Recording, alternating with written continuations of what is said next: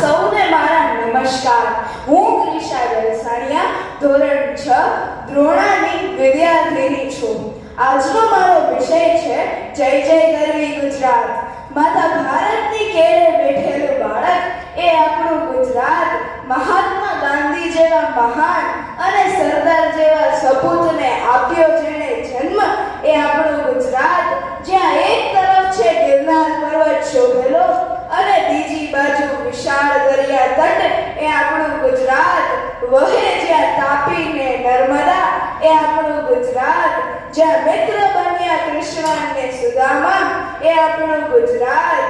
જ્યાં આવેલું છે સફેદ કચ્છનું રણ અને બીજી બાજુ જંગલ ડાંગનું એ આપણું ગુજરાત.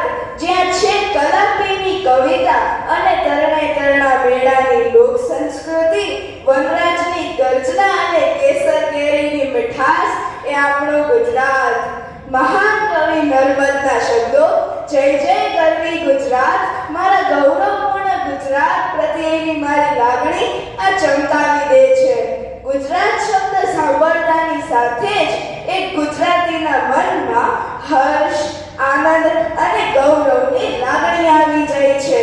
ગુજરાતની ધરા ધન્ય છે. ગુજરાતનો ઇતિહાસ, ગુજરાતની રહેણી-કહેણી, ગુજરાતની ભાષા, ગુજરાતની વેશભૂષા, ગુજરાતના પ્રદેશો, ગુજરાતનું લોકનૃત્ય ગરબા અને ખાસ કરીને તો ગુજરાતીઓના ખોરાક દેશ વિદેશમાં જાણીતા છે.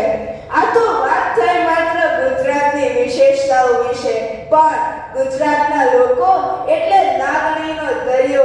એટલે જ તો ના પૂછો કોઈને કેવડું મોટું ગુજરાત. જ્યાં જ્યાં વસે ગુજરાતી એટલું મોટું ગુજરાત. જ્યાં જ્યાં વસે ગુજરાતી ત્યાં સદાકાળ ગુજરાત. જય જય ગરવી ગુજરાત, દીપે અરનું પ્રભાત. આ પંક્તિ યાદ કરતાની સાથે જ ગુજરાતના પ્રખર સુધારાવાદી અને નિડર કવિ નર્મદની યાદ આવી જાય છે. 1 મે એટલે ગુજરાત સ્થાપના દિન, જેને ગુજરાત ગૌરવ દિન તરીકે ઉજવવામાં આવે છે. ગુજરાત ભારતનું એક અનોખું રાજ્ય છે.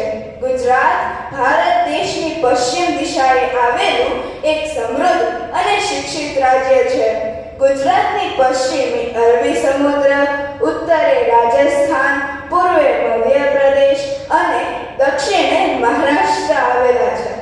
ગુજરાતમાં ઘણી બધી લોકમાતાઓ એવી નદીઓ વહે છે, જેમાં નર્મદા, તાપી, સાબરમતી વગેરે જેવી નદીઓનો ગુજરાતની સમૃદ્ધિમાં મોટો ફાળો છે. ગિરનાર, પાવાગઢ, ચોટીલા, શેત્રુંજય વગેરે જેવા પર્વતોથી ગુજરાત રળિયામણું લાગે છે. ગુજરાતમાં સોમનાથ, દ્વારિકા, પાલિતાણા, અંબાજી, ડાકોર અને વડતાલ જેવા યાત્રાધામો આવેલા છે. અહીં દર વર્ષે લાખો યાત્રાળુઓ દર્શન કરવા આવે છે. ગુજરાતની સંસ્કૃતિના ઘડતરમાં અનેક સંતો, લેખકો અને કવિઓનો ફાળો છે. નરસિંહ મહેતા, મીરાબાઈ, દયારામ, મેઘાણી, ઉમાશંકર જોશી, કનૈયાલાલ મુનશી વગેરે જેવા સાહિત્યકારોએ ગુજરાતના સાહિત્યને સમૃદ્ધ બનાવ્યું છે. ગાંધીજી અને સરદાર પટેલ જેવા મહાપુરુષો આપણે દેશને આઝાદી અપાવી છે. ઠક્કર બાપા અને રવિશંકર મહારાજ જેવા સમાજ સેવકો આપણી ગુજરાતની ભૂમિના નરરત્નો છે. આઝાદી પછી ગુજરાતે પ્રગતિની હરણફાળ ભરી છે. ખેતીવાડી, વાહન વ્યવહાર, શિક્ષણ, ઉદ્યોગો વગેરે ક્ષેત્રોમાં તેણે ઘણો વિકાસ સાધ્યો છે. ગુજરાતની પ્રજા વીર, ધીર, જ્ઞાની અને પ્રેમાળ છે.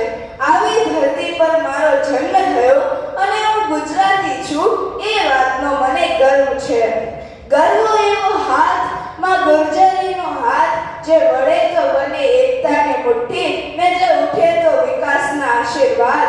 માં ગુર્જરીનો એક એવો હાથ જેની ભાગ્યની રેખાના ચિત્રકાર છે બાપુના વિચાર ને સરકારના દૃઢ નિર્ધાર. કવિ દાદના શબ્દોમાં કહું તો ગુજરાત એટલે શબ્દ